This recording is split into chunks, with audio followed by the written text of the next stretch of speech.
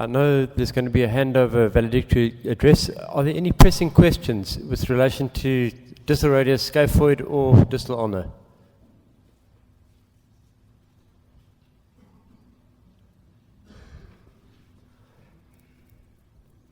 But I think we're actually perfectly on time.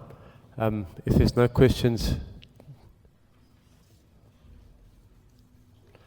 I'll hand over to Rob.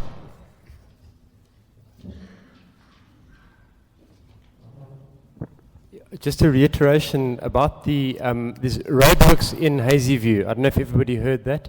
If anyone's travelling back today, they're building a bridge there. If you are travelling to the airport, there's about an hour and a half, 2 hour delay apparently. It might be worthwhile considering travelling out through Miller Lane Gate, and certainly for anyone who's travelling tomorrow.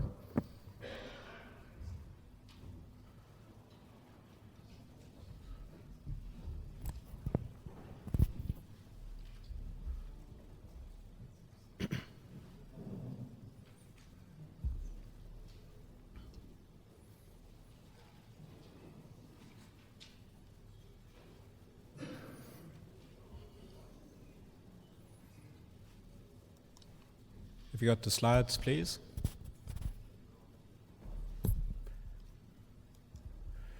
Right, well, thanks to all of you who stayed. It's been a great honor to represent the Orthopaedic Association, and I thank you for trusting me to lead the executive over this past year. You will have gathered that there have been some challenges, and the challenges haven't been resolved. They're still ongoing, but I'll address those a little later. It wouldn't have been possible to represent the association without the help of Rosemary.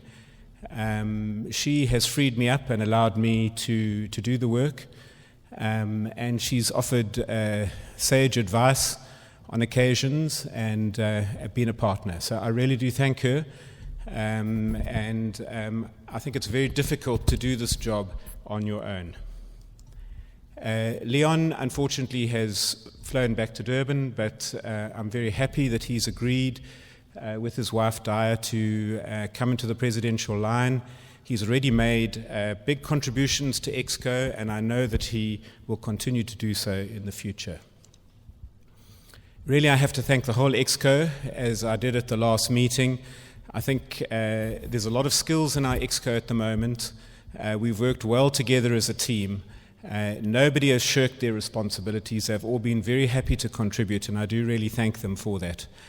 I don't really want to single out any particular person, but I would just mention that Brian Bernstein was co-opted by myself onto EXCO to help run this Congress, but he's also been a very valuable member of EXCO, and I hope that he will continue to serve in this capacity.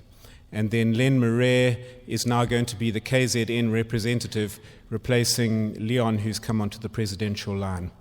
We've had a lot to do with discovery and this whole issue of bundled payments, and really we formed a subcommittee of myself and Rob McLennan-Smith from the Arthroplasty Society and Brad Gelbert from the Knee Society, and we've had a lot of dealings with Discovery and the other funders over the last 6 months, and they've put in a lot of work, and I really do appreciate that they've done on behalf of all of us as an association. As far as the office is concerned, Liana Fourie, of course, continues to be a pillar of the association, and she's very dedicated to this association. And as Adrian and myself were saying, if we didn't have Liana, I think the association would collapse. So very thankful for the year that we've had together, and will continue to do. And Marguerite, of course, has helped us with the membership. We no longer have a third member in the office in Bloemfontein. We had a bookkeeper previously, but we've decided to outsource the bookkeeping functions to the auditors, and that seems to work extremely well. So the theme of my presidential term was value for membership. You could say that that's rather trite, because that's what we're supposed to be all about, and that's true, but that has been the main focus. We want to give back value to being a member. Otherwise, there's no point in being part of the association, and I'm sure that will be continued going forwards, and that probably has always been the theme of the association. But just a few highlights, because there have been quite a few things that have happened over the past year. I think we can all be extremely proud of the COMOC conference that we had. I mean, it was a huge success. We had a lot of positive feedback from our international guests. Everybody contributed, the committee, the subgroups, I've mentioned that before. I mean, the working together was fantastic. All the people that presented, and just us, the South African population, as hosts. So I think we can be very proud of a very high standard international meeting that we held in Cape Town. UCAT, I alluded to with the AGM yesterday. We had a lot of issues with the American exam. We didn't feel that it was representative of the South African teaching, and we've now moved over to the UCAT system, which is the British system. The alternative was for us to run our own exam system, which of course would have been quite onerous, trying to build up a huge database of questions. It's always very difficult to do something like that. And the UCAT exams are going to be run as of December this year. Rob Dunn has had a look at some of the past papers. He's very happy with the content, and I'm sure that that's going to be a successful measure for our trainees to compare themselves against the British norm. And then the only other thing that I would want to just highlight is SAMED, which is the South African Medical Device Association. As we've said before, there are issues coming in the future. I was at the SAMED conference 2 weeks ago, and unfortunately we've had a number of meetings with them. There hasn't been clarity. They're still confused about the European regulations and how they will impact on South African companies that may have European headquarters or American headquarters. But I think we need to get clarity now, and that was the whole purpose of initiating the meeting with them a year ago. Congress venues, I mean, they want to exclude certain Congress venues which they feel is inappropriate. Places with casinos and golf courses, and I mean it gets quite ridiculous actually. They even wanted to prevent us going to the Ilangeni Hotel because it's on the beachfront.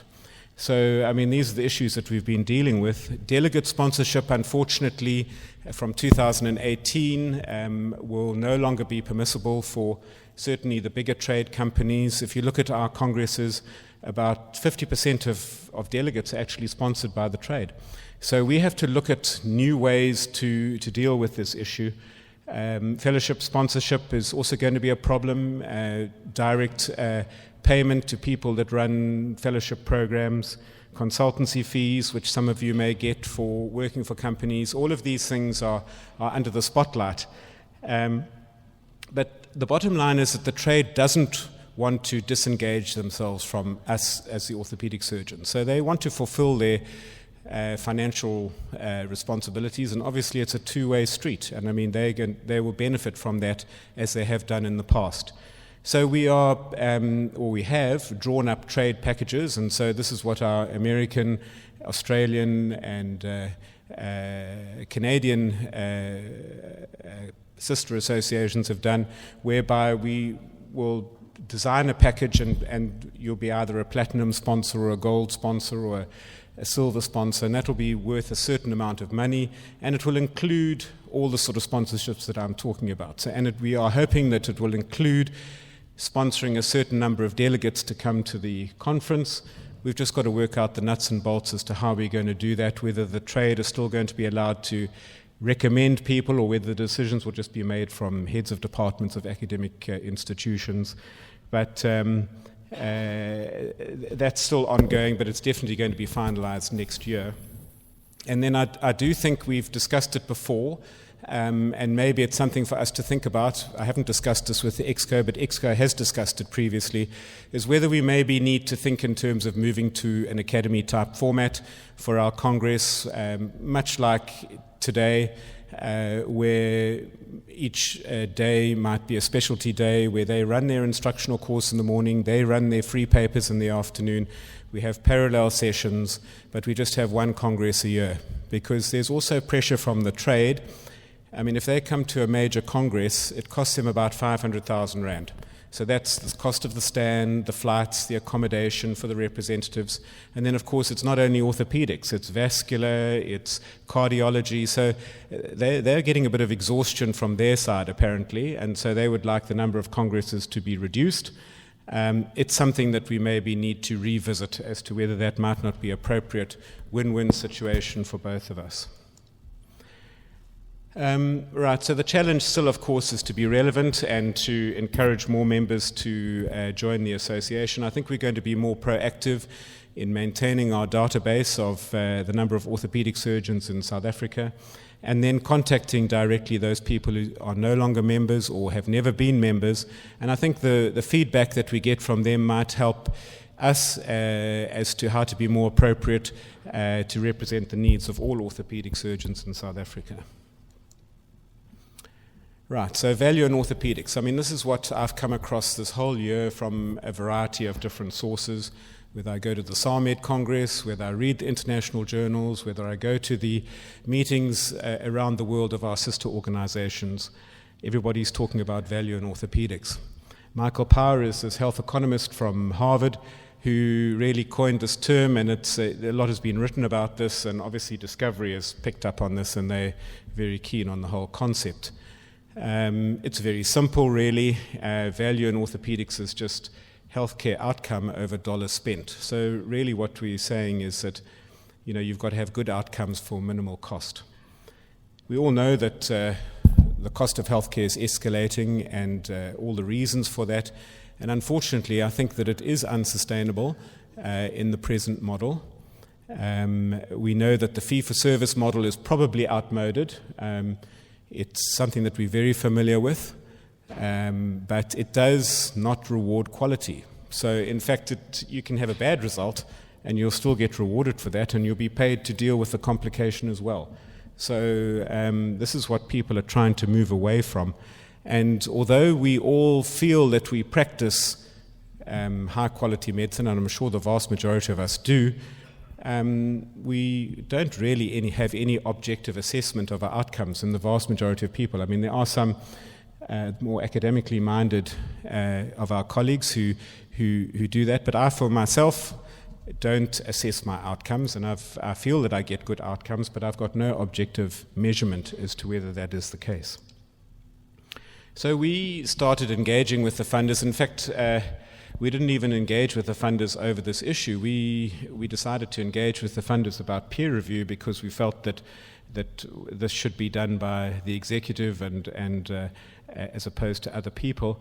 And then Discovery came back to us about 6 months ago about this whole business of bundled payment. Now, Discovery control 34% of the medical aid market through Discovery Medical Aid, but of course they also administer a lot of medical aids, and so they actually control 54% of the private healthcare market.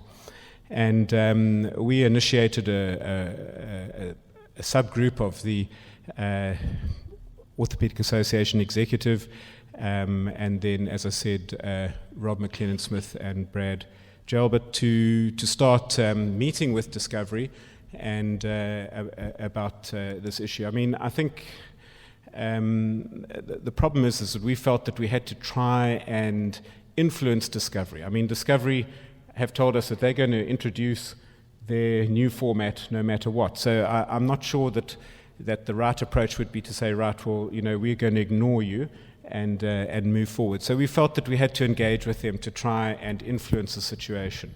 We had a few issues, as I have mentioned previously in emails, that with the whole bundled billing concept. So what bundled billing is that they give you a set fee.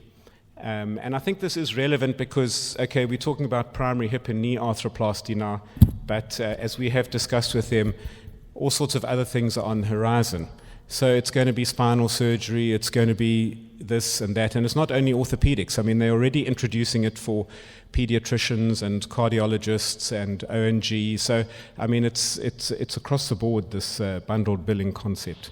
So it's basically a lump sum paid for the procedure, but it's linked to outcome studies. So various things which I think that we've got them to agree on is that we didn't want to. We were unhappy about the fact that you got paid more if you did more, from a point of view of your rate was more. So if you got 6,000 rand for doing a hip replacement, but if you were a high volume surgeon and you did 200 a year, you got paid 8,000 rand. So we didn't want a variable rate just based on the volume of cases. We also didn't want a situation where we didn't feel as an association we could support exclusion by volume. So if you look at the ICPS system, which is the first one which was introduced a few years ago, you had to do 50 joints a year. Otherwise, you couldn't join their program. They wouldn't sign you up. So we felt that that was inappropriate. Profit share modules, obviously that makes good economic sense, that if you practice cost-effective medicine, then you should be rewarded for that. But there is an ethical issue if you then are going to cut corners to get yourself a larger share of the profit. And these global reimbursement models, we didn't want a situation where the surgeon was given the money, because this is one model. So let's say for a primary hip replacement, Discovery is offering 130,600 rand for a primary hip or knee, and then that money is given to the surgeon. And then the surgeon has to pay the anaesthetist, the physiotherapist. He has to negotiate with the implant company and with the hospital. So I'm sure most of you would not be happy with following that particular model. There may be some of you that do want to follow that model, but I think that there's issues from our anesthetic colleagues, and I'm sure we don't want to take on the risk of that scenario. We're also concerned about Health Professionals Council and ethical issues with that model, and for instance, whether some of these models might not, like the Mediclinic model, whether it may not actually be the short edge of the wedge where we would now be employed by the hospital, because essentially, you're getting a set fee from Mediclinic for doing your procedure. And then we were concerned about methods of peer review. I mean, there's lots of controversy about that, and outcomes measurements.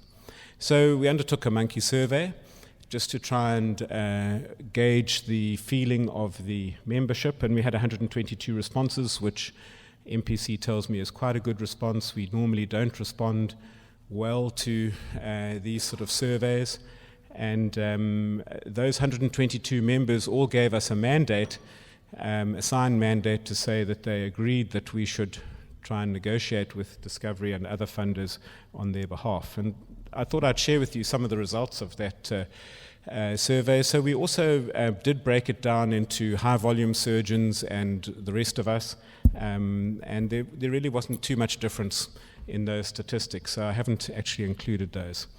The majority of the respondents were in private practice. Strangely enough, most weren't members of the Arthroplasty Society. Now, this is quite interesting if you have a look at these figures. So, about 50% of our members, or certainly according to this survey, do less than 30 hips a year. And similar sort of figure as far as knees are concerned. And then the response to the question as to whether surgeons should get a differential fee dependent on the number of joints that they do, the vast majority of the respondents felt that that would not be appropriate. And again, should we get a variable fee depending on how cost effective we are? Again, the majority of people felt no. And whether people should be excluded on the basis of the number of joint replacements that they do, and the majority of people felt no. And if there is an alternative reimbursement model, in other words, bundled payment, who should administer it? So 36 surgeons did say that they were quite happy to administer it themselves, but there's a sort of quite an even spread there between hospital group, funder, and a third party. Now, what was quite encouraging was that the vast majority of the membership were quite happy to follow peer review guidelines from the Hip and Knee Society to aid cost-effective practice. And, all right, as far as outcomes measurements are concerned, because some of the proposed packages actually have a radiological outcome measure as well as a clinical measure, so that was the purpose behind this question. So, most people felt that it should be a combination of radiological and PROM studies. And would you be prepared to subject yourself to peer review? Well, this is encouraging that the vast majority of people said yes. And should there be centers of excellence where the surgery is performed? Okay, so this was probably 50-50. But would you be prepared to practice independently, but with input from a center of excellence? And the vast majority said yes. So leading on from that, one of the things that we have done is that both, essentially Rob McLennan-Smith, but with input from the executives of their respective Hip and Knee Society, and then really following along the guidelines of the British Orthopaedic Association and the New Zealand Association, as well as the American Academy, they've all drawn up guidelines for primary hip and knee replacement, which we now have done after quite a lot of consultations. I must say that they are not prescriptive and they are extremely broad. So I don't think that anybody would be threatened by the guidelines in any form at all. They're there and they'll be published. They'll be circulated to the membership, and they'll be published on the web page. Now, the next thing that we said to Discovery is that not all primary hip and knee replacements are the same. I mean, as we know. I mean, there are difficult primary hip replacements. For instance, if you're converting a previous arthrodesis, or you had a CDH, or severe protrusio, whatever the case may be, maybe a previous acetabular fracture. So the Hip and Knee Society now have drawn up a list of conditions which they feel are excluded from this package, and which they, Discovery, are happy with. And I must state that this only applies to primary hip and knee replacement, so it doesn't apply to revision cases. But interestingly enough, they told us that there are only 9 surgeons in South Africa who are actually doing a significant number of revision hip and knees. I thought it might be more than that. So who are the role players? Well, I've put Discovery up first and in slightly bigger print because they are the major people that are driving this. ICPS, some of you have been involved with that already.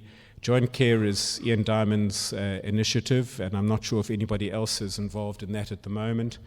And then MediClinic have already rolled out their initiative, which I think some people are quite happy with the fee that they're offering. And they've got a staggered tier system depending on what your results are and the volume of surgery that you perform.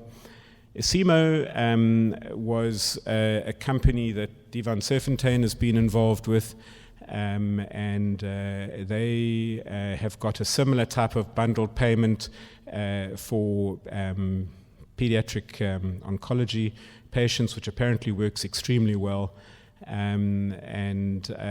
We had some dealings with them initially, and then Netcare and Life Healthcare have taken the statement that they're waiting to see what happens. So they don't have any proposals in the marketplace at the moment, although I know that they have met with their respective surgeon groups, or certainly Life Healthcare have.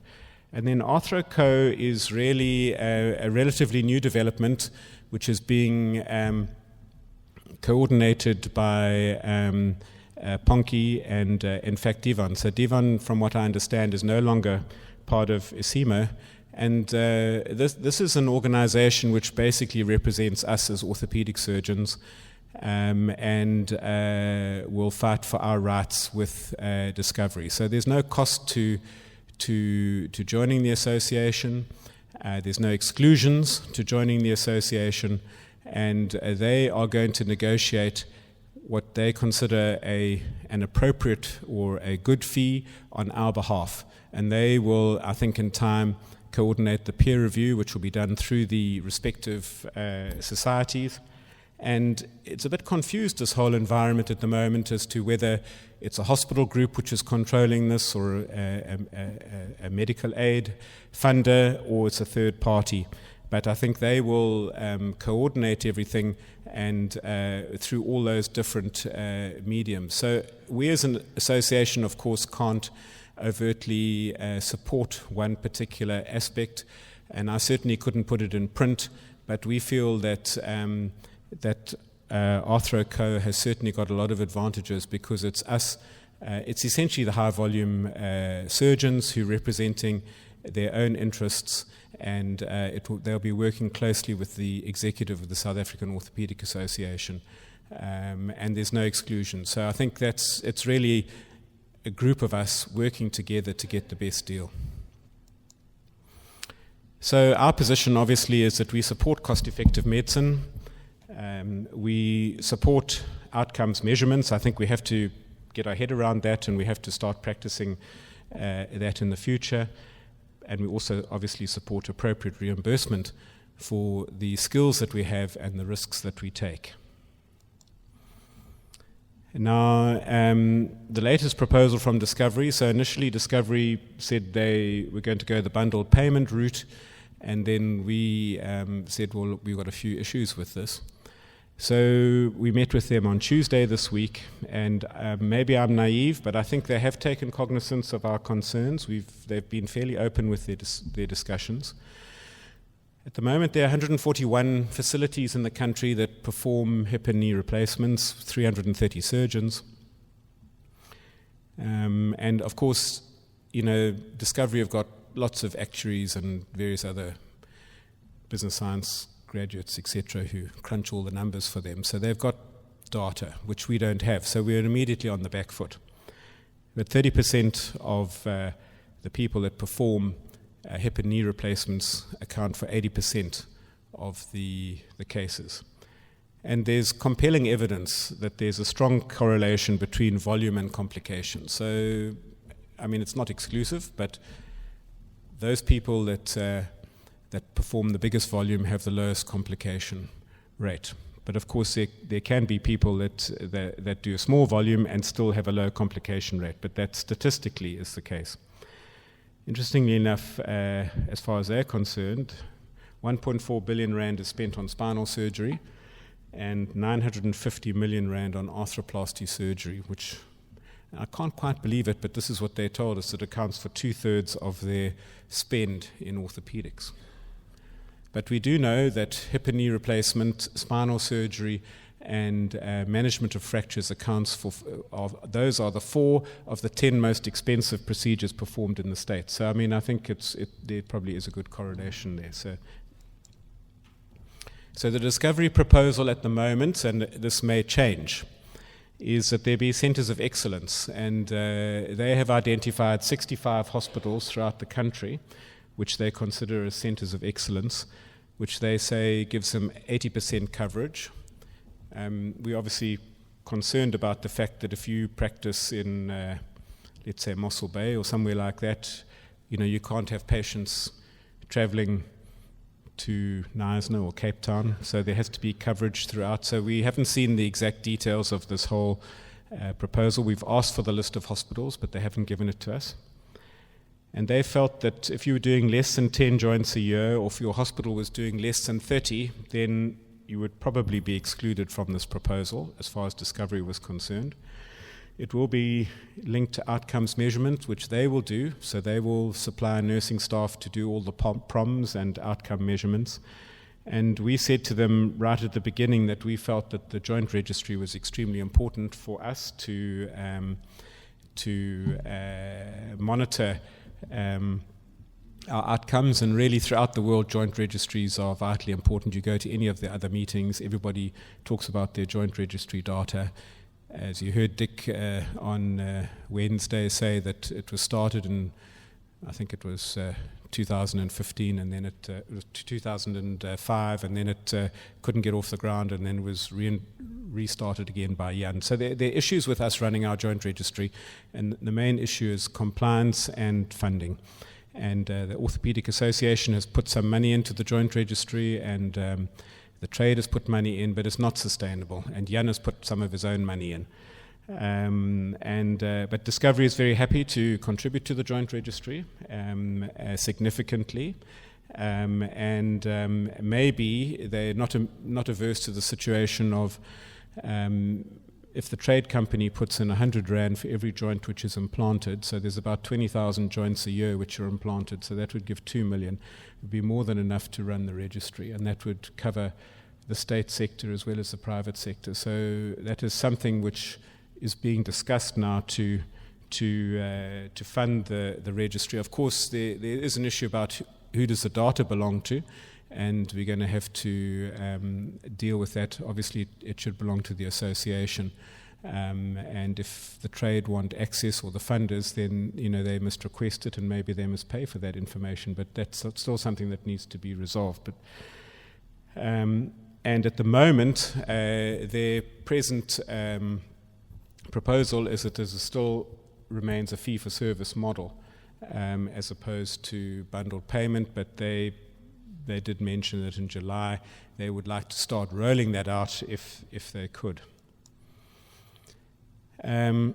Right, so I've mentioned that. Our response is that really we would support a doctor grouping of our own colleagues to negotiate on our behalf with the close connection with the executive of the Orthopaedic Association.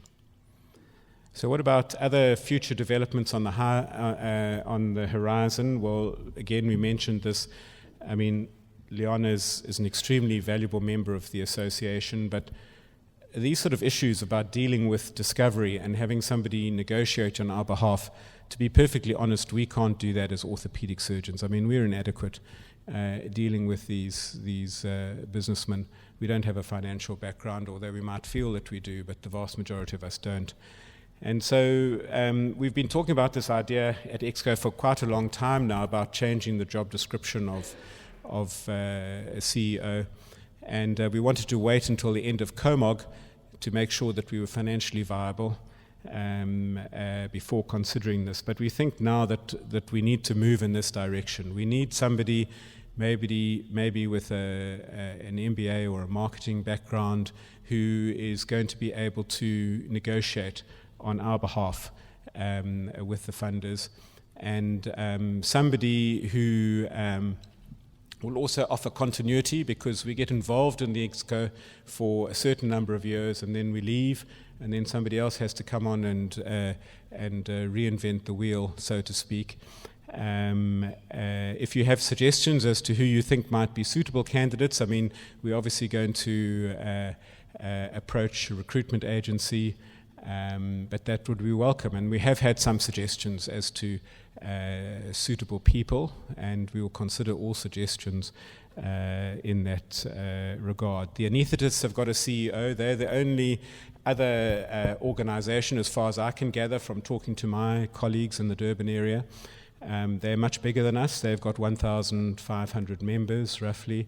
They've got a lady, Natalie Zimmelman, who's very impressive. We've met her when we've had these discussions, because we included the anaesthetists in some of the earlier discussions, because obviously they're also integral to this whole bundled payment. And we were all very impressed by her skills and negotiation abilities. So I think that there is quite a lot to think about in that sphere, and I know that going forwards, that's something that we're going to be considering in the coming year. The joint register, I think I've mentioned membership, and I think we're throwing the net far and wide. I mean, in representing the association, we want to negotiate with everybody who will be of benefit to us. So we have made contact with FOSAS, which is the Federation of Surgeons of South Africa. We're not sure whether that will be beneficial to us or not. We're obviously in meetings with SAMED, we're in meetings with SAPEF, but really anywhere where we can get representation. We've met with SAMA, we're making representation through them to the government about the plight of state doctors. the lack of posts. I mean, these are difficult issues. I'm not sure that we're going to make any headway there. It was very depressing. We've initiated a thing where we try and invite somebody to come and address EXCO at every meeting on something which is allied to orthopedics, to broaden our mind, to try and bring in new information. And so at the last EXCO meeting, or but one, Umziki Grootboom came and gave us a whole presentation about SAMA and what the relevances of SAMA to us as orthopedic surgeons. And at the end of the day, I said, well, that's wonderful, but what are you actually able to achieve? And he said, well, frankly, nothing. The government doesn't want to listen to them. So that was very depressing to me, but it doesn't mean that we're not going to continue trying to negotiate and trying to represent. But you all know that there are issues. There are certain things that we can't change with COIDA and RAF and things, but we continue to make representation. And I think that is our responsibility. Right, so that brings me to the end of my sort of presentation, and it's really just to introduce Adriaan and Karen. They're a wonderful couple. I mean, Adriaan is probably well known to a lot of you. He's already made a big contribution to the Orthopedic Association. He's wonderfully enthusiastic, they both are, about the association, and I'm sure that they're going to make a big impact in the year ahead. So maybe we should do the handover ceremony now, if I could ask you to come up.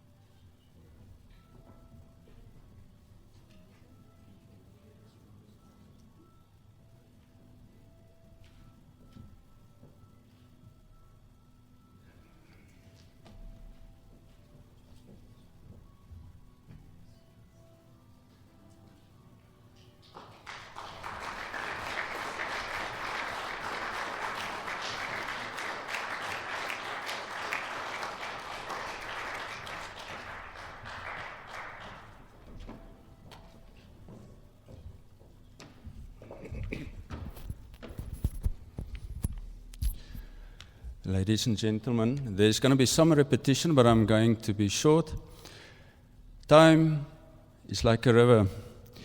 You cannot touch the same water twice, because the flow that has passed will never pass you again. I feel humbled and small to stand in front of you here today. The privilege was bestowed upon me to serve the SAA as president for the next year. I intend to fulfill this commitment with the necessary integrity, passion, and dedication it deserves. This is the time to say thank you to Robert Fraser and his wife Rosemary.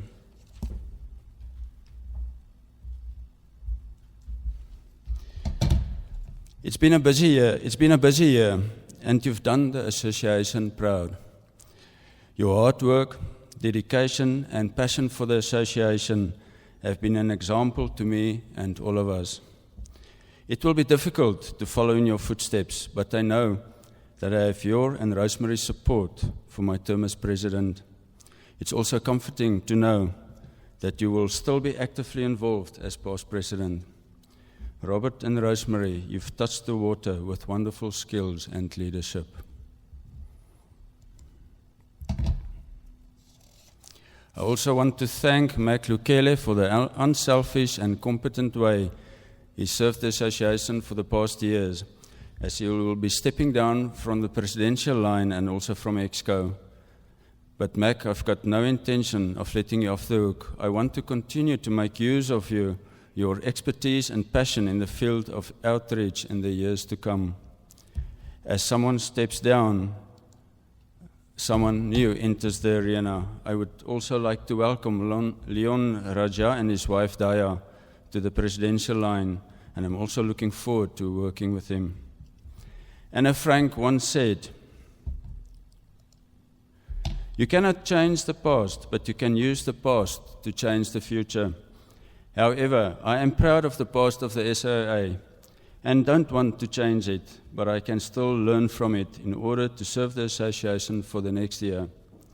It's a great honor to follow in the footsteps of the presidents that's walked this road before me.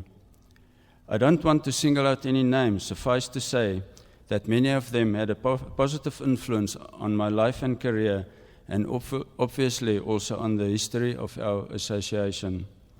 I would like to point out just some of the concepts that the SAA embraced the past years under their leadership that I think is important in taking us forward. Communication. It is the foundation of any relationship. It creates trust and understanding. Most of the conflict that I've seen coming from our members were because they, or the SAA for that matter, were not adequately informed. We must remember that communication is a two-way street. Subgroups. This is increasingly becoming the blood flow of orthopedic surgery in the world. As a foot and ankle surgeon, I've been actively involved with SAFSA. I know and understand the dynamics of the subgroups and the SAA. Suffice to say that the SAA needs the subgroups, and the subgroups need the SAA.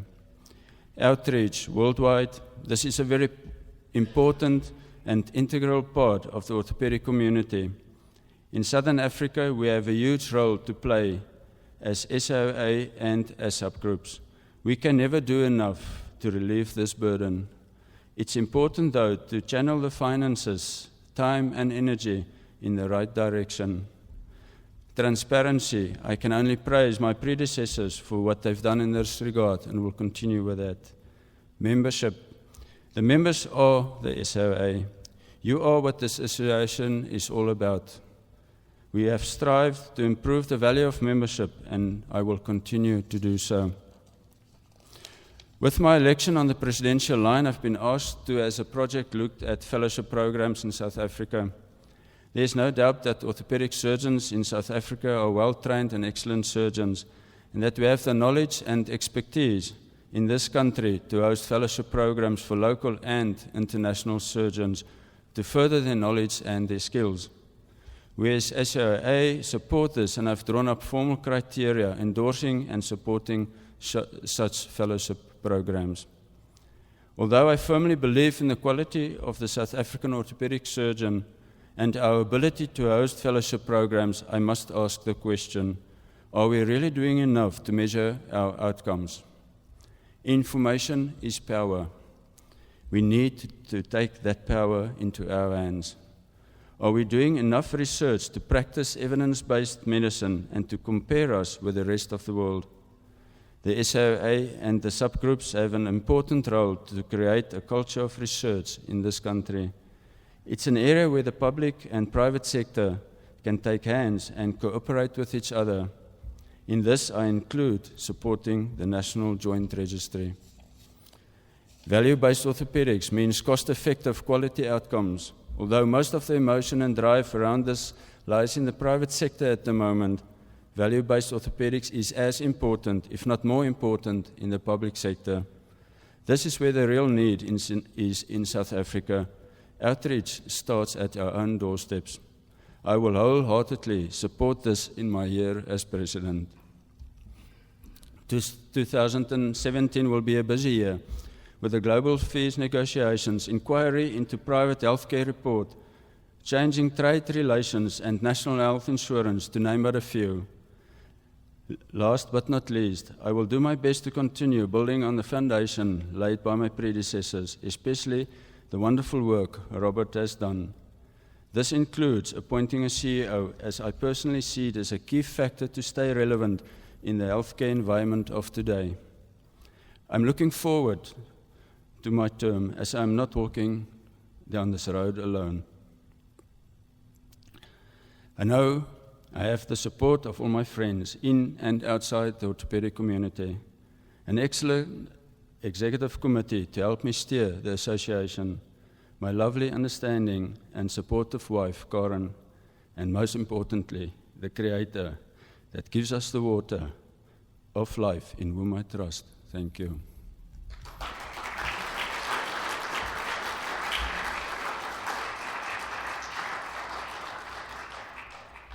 My first task as President and last function at this Congress will be now to close this Congress. And I want to thank the committee that organized this Congress and ICE Solution for a wonderful Congress in a wonderful environment. And although it's more costly for us, I think it would be wonderful to come back here sometime. Thank you very much. This Congress is now closed.